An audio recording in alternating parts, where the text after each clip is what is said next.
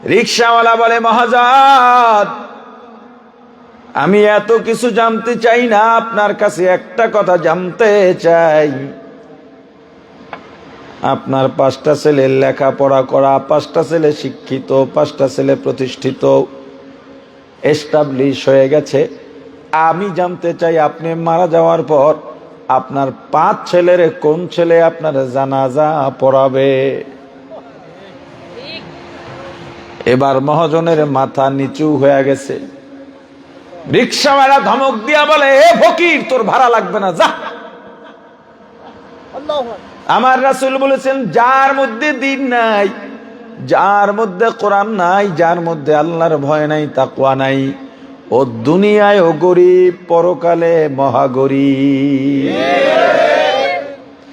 সন্তান জন্ম দেওয়া তো বাহাদুরি নয়, পশু পাখিও তো সন্তান জন্ম দিতে পারে, মানুষ বানাইতে পারে কয়জন? কি আগে আমাদের জন্ম হয়, পরে আমরা শিক্ষা অর্জন করি। কিন্তু আল্লাহ সূরাতুর রহমান এমন এক দামি সূরা, কিয়ামতের ময়দানে আল্লাহ রাব্বুল আলামিন জান্নাতীদের অন্তরকে শান্ত করার জন্যে সূরাতুর রহমান নিজ কুদরতি জবানে তেলাওয়াত করে শোনাবে। এমন এক সূরার মধ্যে আল্লাহ তরতিব পরিপন্থী কথা বলে ফেললেন। আল্লাহ আগে বললেন আমি কোরআন শিক্ষা দিয়েছি, তারপরে বললেন মানুষ সৃষ্টি করেছি। এখানে উল্টা হলো না দিক হলো? কথা কেন একটু উল্টা তো হইতেই পারে, এত বড় কোরআন একটু ভুল টুল হইতে পারে না? এই চিন্তা করলেও ঈমান শেষ। মুফাসসিরিন ইকরাম বলেন, না, আল্লাহ যেটা বলছেন এটাই ঠিক আছে। এটা যদি বুঝতে চাও, জানতে হবে দুনিয়ায় মানুষ হলো 2 প্রকার। কয় প্রকার? 2 প্রকার। এক প্রকারের মানুষ জন্ম বা বংশসূত্রের মানুষ। জন্মসূত্রে মানুষ হওয়ার জন্য আলাদা কোনো যোগ্যতা লাগে না, সনদ লাগে না। জন্মসূত্রে মানুষ হওয়ার জন্য লেখাপড়া লাগে না। জন্মসূত্রে মা বাবার ঔরস থেকে জন্ম নিলেই মানুষ হওয়া যায়। তবে এই মানুষের দাম আল্লাহর দরবারে নাই। জন্মসূত্রের মানুষকে আল্লাহ 2 নাম্বার মানুষে পরিণত করেন, কোরআনের গুণে গুণান্বিত করে। এই জন্মসূত্রের মানুষগুলো যখন কোরআন শিক্ষার গুণে গুণান্বিত হয়, তখনই কেবল আল্লাহর দরবারে মানুষ হিসেবে বিবেচিত হয়। হकीकत से तो दुनिया बेखबर है, दुनिया की नुमाइश पर नजर है, नमी गोयाम के आज दुनिया जुदा बाश, बहर कारे के बाशी बा खुदा बाश, सिस्ते दुनिया از خدا غافل بودن نقماشو نقره فر زندگان دنیا میں ہو دنیا کا طلب گار نہیں ہو دنیا میں ہو دنیا کا طلب گار نہیں ہو बाजार से गुजर हो खरीद दार नहीं हो बाजार से गुजर हो खरीदार नहीं हो जागा जी लगाने के दुनिया नहीं है जागा जी लगाने के दुनिया नहीं है ये इबरत की जाहे तमाशा नहीं है ये इबरत की जाहे तमाशा नहीं है।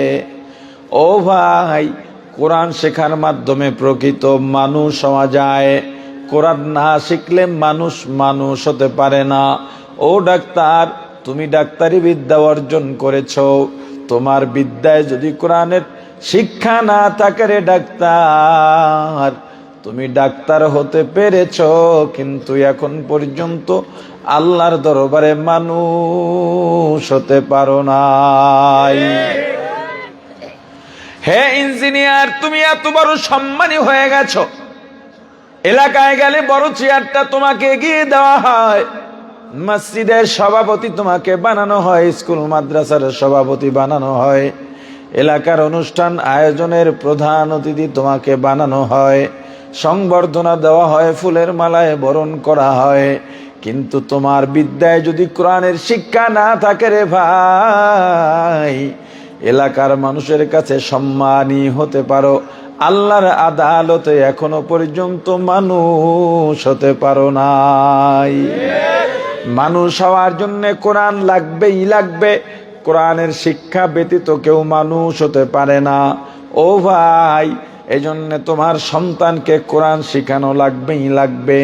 ক্বালান নবিয়্যু সাল্লাল্লাহু আলাইহি ওয়াসাল্লাম, তলাবুল ইলমি ফারিদাতুন আলা কুল্লি মুসলিম, আও কামা ক্বালান নবিয়্যু আলাইহিস সালাতু ওয়াসসালাম। আমার রাসূল বলেন, প্রত্যেক মুসলমান নারী পুরুষের জন্য ইলম শেখা ফরজ, ইলমে দ্বীন শেখা ফরজ। কতটুকু ইলম শিখবেন, কতটুকু দ্বীন শিখবেন, দাওরা পাশ করা ফরজ নয়, কামেল পাশ করা ফরজ নয়, মুফতি মুহাদ্দিস হওয়া ফরজ নয়। যতটুকু ইলম না জানলে হালাল হারাম জানা যায় না, যতটুকু ইলম না জানলে জায়েজ না জায়েজ জানা যায় না, পাক না পাক জানা যায় না, এতটুকু ইলম শেখা প্রত্যেক নারী পুরুষের জন্য ফরজ। আর এটা মাদ্রাসার প্রাথমিক শিক্ষায় আদায় হয়ে যায়, আলহামদুলিল্লাহ। প্রাণের ভাই আমার, রিক্সাওয়ালা রিক্সা চালান, পথিমধ্যে এলাকার মহাজন দাঁড়িয়ে আছেন, ইশারা করলেন রিক্সা দাঁড়াও। লাফ মেরে রিক্সায় উঠে গেলেন, যাও আমার বাসায় পৌঁছে দাও। বাড়ির সামনে নেমে টাকা বের করে ভাড়া দেয় আর বলে, এ মোল্লা, ভাড়া কত? মোল্লা, মুন্সি, মৌলভী তিনটা শব্দই সম্মানের শব্দ, কিন্তু আমাদের দেশে এই তিনটা শব্দ সম্মান করে বলা হয় নাকি তিরস্কার করে? এই জন্য আমি বলি, হুজুর করে মোল্লা মুন্সি মৌলভী ডাকা যাব না। হুজুর ডাকো, নাইলে ভাই ডাকো, পছন্দ নাইলে আব্বা ডাকো, তবু মোল্লা মুন্সি মৌলভী ডাকা যাবে না। বলে, মহাজন আপনি যা দেন। এ মোল্লা, ছেলে মেয়ে কয়জন? রিক্সাওয়ালা বিনয়ের সঙ্গে ডেকে বলেন, মহাজন আমার দুইটা ছেলে, দোয়া করবেন। এই হাবিবুর রহমান খান মাদ্রাসায় একজন শোনাইতেছে আর একজন আর 20 পারা হয়ে গেছে। মহাজন মাথায় হাত দিয়া 3 হাত জিব্বা বের করিয়া দিয়া বলে, কি কল্লা কামটা? নিজের জীবন তো ধ্বংস হয়ে গেল, রিক্সা চালাও, ছেলে দুইটাও নষ্ট করে দিলা। রিক্সাওয়ালা কষ্ট পায়া মনে মনে বলে, চাইলাম দোয়া, বললোটা কি? কিছুক্ষণ চুপ থেকে মাথা উঠায় বলে, ও মহাজন আপনার ছেলে মেয়ে কয়জন? বলে, আমার 5 ছেলে। কি করে? একজন ডাক্তার, একজন ইঞ্জিনিয়ার, একজন বিজনেসম্যান, একজন বিজ্ঞানী, আর একজন বলে আর একজন রাজনীতি করে, পলিটিশিয়ান। কয় বুঝলাম, এটা করলে কি হয়? দোয়া কর। এটি তো তোরা বুঝবি না, যেহেতু রাইতের ভোটের সিজন, যদি কোনো মতে চেয়ারম্যান বানাইতে পারি লালে লাল। কয় লাল আবার কেমনে হয়? কয় খালি শুনা যা, একবার চেয়ারম্যান বানাইতে পারলে পরবর্তীবারে এমপির জন্য নমিনেশন কিনবো, যত টাকা লাগে এই টাকা পাইবেন কই? কয় চেয়ারম্যান হইলেই টাকা জোগাড় হয়ে যাবে। যদি একবার এমপি বানাইতে পারি, মন্ত্রীর জন্য ট্রাই করব। রিক্সাওয়ালা বলে, এত বানাইয়া বানাইয়া কি লাভ? বলে, উপরে যত যাওয়া যায়, চুরি তত ভালো করা যায়। রিক্সাওয়ালা ডেকে বলে, মহাজন আপনার 5টা ছেলে, তাহলে সবাই তো এস্টাবলিশ? বলে, হ্যাঁ। তোদের মতো বোকা হইলে তো আমিও রিক্সা চালাইতাম। রিকশাওয়ালা বলে, মহাজন, আমি এত কিছু জানতে চাই না, আপনার কাছে একটা কথা জানতে চাই। আপনার 5টা ছেলে লেখাপড়া করা, 5টা ছেলে শিক্ষিত, 5টা ছেলে প্রতিষ্ঠিত, এস্টাবলিশ হয়ে গেছে। আমি জানতে চাই আপনি মারা যাওয়ার পর আপনার 5 ছেলের কোন ছেলে আপনার জানাজা পড়াবে? এবার মহাজনের মাথা নিচু হয়ে গেছে। রিকশাওয়ালা ধমক দিয়া বলে, এ ফকির, তোর ভাড়া লাগবে না, যা। আমার রাসূল বলেছেন, যার মধ্যে দ্বীন নাই, যার মধ্যে কোরআন নাই, যার মধ্যে আল্লাহর ভয় নাই, তাকওয়া নাই, ও দুনিয়ায় ও গরিব, পরকালে মহাগরিব। সন্তান জন্ম দেওয়া তো বাহাদুরি নয়, পশু পাখিও তো সন্তান জন্ম দিতে পারে, মানুষ বানাইতে পারে কয়জন? নিজের সন্তান আছে, সন্তানকে মানুষ বানাও, আর কত দেখলে শিক্ষা অর্জন করবা? এই তো 2-3 বছর আগের ঘটনা, সারা বাংলাদেশে আলোচিত ঘটনা। নরসিংদীর ব্যাংকার, ঢাকায় 6 তলা বাড়ি, নরসিংদীতেও 6 তলা বাড়ি, ব্যাংকে সমান 1 কোটি টাকা তার ডিপোজিট করা আছে। মারা গেছে 2টা ছেলে। একদিন নিচতলায় বাবার লাশ পড়ে আছে, দাফন কাফনের কোনো খবর নাই। প্রাণের ভাই আমার, মাদ্রাসা বলবা, হুজুর আমার ছেলে মেয়ে বড় হয়ে গেছে, এখন আমার আর সুযোগ নাই। মাদ্রাসায় বেশি বেশি সম্পর্ক বাড়াও, ওস্তাদদের সঙ্গে সম্পর্ক বাড়াও, ছাত্রদেরকে নিজের সন্তানের মতো দেখো, আদর করো, ভালোবাসো। কারণ এই মাদ্রাসার ছাত্রদেরকে তুমি যতই কষ্ট দাও না কেন, ওরা কিন্তু গভীর রাতে তোমার জন্য দোয়াই করে। এলাকার ভাইরা যারা মাদ্রাসাকে বোঝা মনে করো,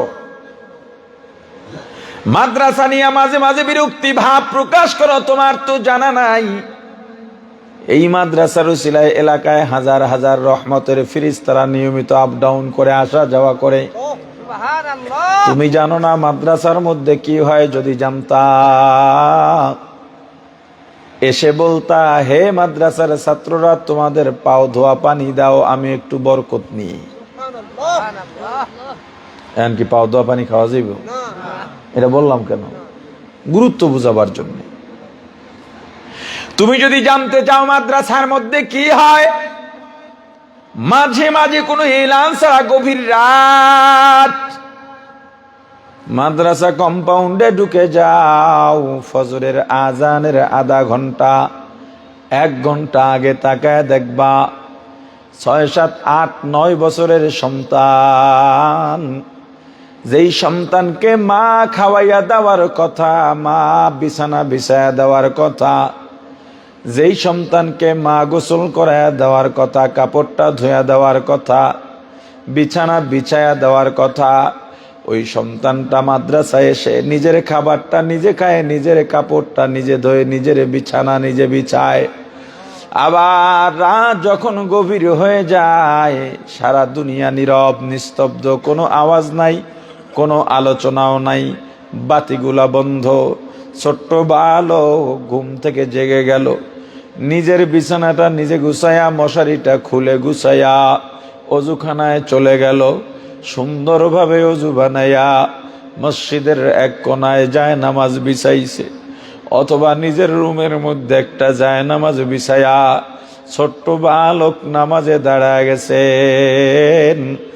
আল্লাহ ফেরেশতাদেরকে আনন্দে ডাকেন আর বলেন, এ ফেরেশতারা আয় আয়, তোরা বলছিলি আমি যাতে আদম না বানাই, তাকায় দেখ যার উপরে আমল নামায় এখনো জারি হয় নাই, ওই বান্দা আমার গুণগানের জন্যে সবাই যখন ঘুমায় ও যায় নামাজে দাঁড়ায় গেছে। আউলিয়ারা কারে কুবা ইখতিয়ার, জাহেলারা কারে দুনিয়া ইখতিয়ার, আশিকারা মিল্লাত মাযহাব জুদা হস্ত, আশিকারা মিল্লাত মাযহাব हब खुदास्त मियाने आ शेख माशुक रामजीस्त किरामन कातिबिन राहम खबर निस्त। ও ভাই, ছেলেটা নামাজে দাঁড়ায়া কাঁদে, আল্লাহর কাছে দোয়া করে আর কাঁদে, আলহামদুলিল্লাহি রাব্বিল আলামিন আর রহমানির রহিম মালিকি ইয়াউমিদ্দিন ইয়্যাকা না'বুদু ওয়া ইয়্যাকা নাস্তাঈন ইহদিনাস সিরাতাল মুস্তাকিম। রুকুতে যায় কাঁদে, সেজদায় যায় কাঁদে, তাশাহুদে বসে কাঁদে, 2 রাকাত 4 রাকাত নামাজ শেষ করে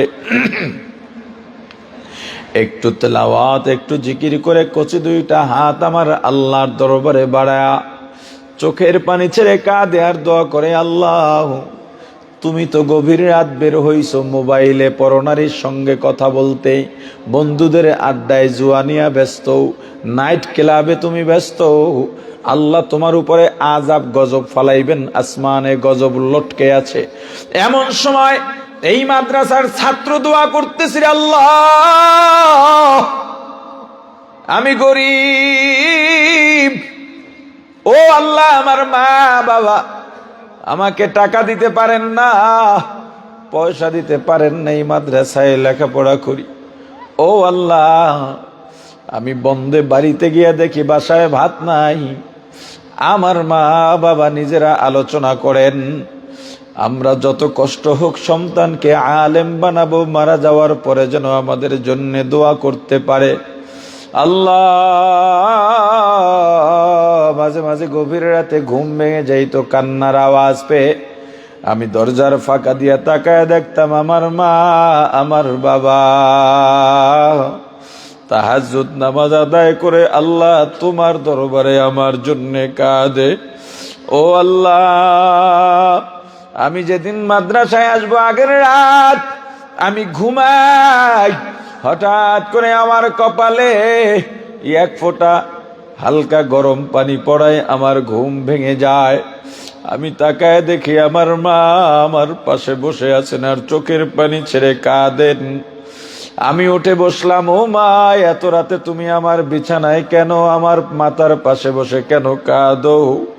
আমার মা ডাক দিয়া বলে, সন্তান আমরা ভয়ে আছি, এ বাবা আমরা তোকে টাকা দিতে পারি না, পয়সা দিতে পারি না। বাবারে তোকে বিদায় দিয়ে আমি মা সারাদিন কতদিন কষ্টে দিন কাটাই, তোর বাবা তোর জন্য কাঁদতে কাঁদতে রাত্রটা নির্ঘুম কাটায় দেয়। এ বাবা কালকে মাদ্রাসায় চলে যাবি, মনটা ভালো লাগে না। ফজরের পরে আমার মা আমার ব্যাগ গুছায় দেন আর মাথার আঁচলটা লম্বা পর্দা দেওয়া। আমি একটু মাথা নিচু করে তাকায় দেখলাম আমার মায়ের চোখে পানি ছল ছল করতেছে। আমি বিদায় নিলাম ব্যাগটা বাবার হাতে দিয়া, আমার বাবা সামনে হাঁটে আমি পিছনে যাই মায়ের দোয়া নিয়া। মা আমাকে জড়াইয়া কাঁদেন আর বলেন, বাবা বাইরের ছেলেদের সঙ্গে মিশবি না, দুষ্টুমি করবি না। আমার হাতে 10টা টাকা দিয়া বলে, বাবা বাড়ির চাউলের খুদ বাঁচাইয়া বাঁচাইয়া মুরগির ডিম বিক্রি করে তোর জন্য 10টা টাকা রাখছি রে বাবা, এইটা নিয়ে তোর যখন যা মন চায় খাবি। আমি ডাক দিয়া বললাম, মা আমাকে আরো কিছু টাকা দাও, আমার ছাত্র ভাইয়েরা বড় লোকের সন্তান, ওরা আইসক্রিম কিনে খায়, তরকারি কিনে খায়, আমার দেখে খাইতে মনে চায়। আমার মা মাথায় হাত বুলায় বলে, রে বাবা ওরা যখন আইসক্রিম খাবে তুই 1 টাকার বাদাম কিনে খাবি, ওদের দিকে তাকাবি না, একদিন তোর অভাব হবে না। তোর বাবা অনেক কষ্ট করে রে সন্তান, ঘরে আর কোনো টাকা নাই, বাবারে তোর কিতাব কিনতে দিয়া তোর ভর্তি ফি দিতে গিয়া আমরা একদিন না খাইয়া থাকছি। তোর বাবা সকালে বের হইয়া যায়, গভীর রাতে বাসায় ফেরে, সারাদিন তোকে নিয়ে চিন্তা। এ বাবা দোয়া কর, আমি আমার বাবার পিছনে পিছনে রওনা হই। কত দূর যাওয়ার পর বাড়ির মায়া, মায়ের মায়া, পেছনের দিকে তাকাইলাম বাড়ির দিকে, তাকায় দেখি বাড়ির দরজায় আমার মা গাছের আড়ালে দাঁড়াইয়া আমার পথের দিকে তাকাইয়া তাকাইয়া কাঁদেন। ও আল্লাহ, আমাকে আমার বাবা বাসের সিটে বসাইয়া সুপারভাইজারকে ডেকে বললেন, হে সুপারভাইজার, আমার ছেলেটা হাবিবুর রহমান খানের মাদ্রাসা চেনে না, এ বাবা তুমি একটু আমার সন্তানকে ওখানে নামায়া দিও। আমার বাবা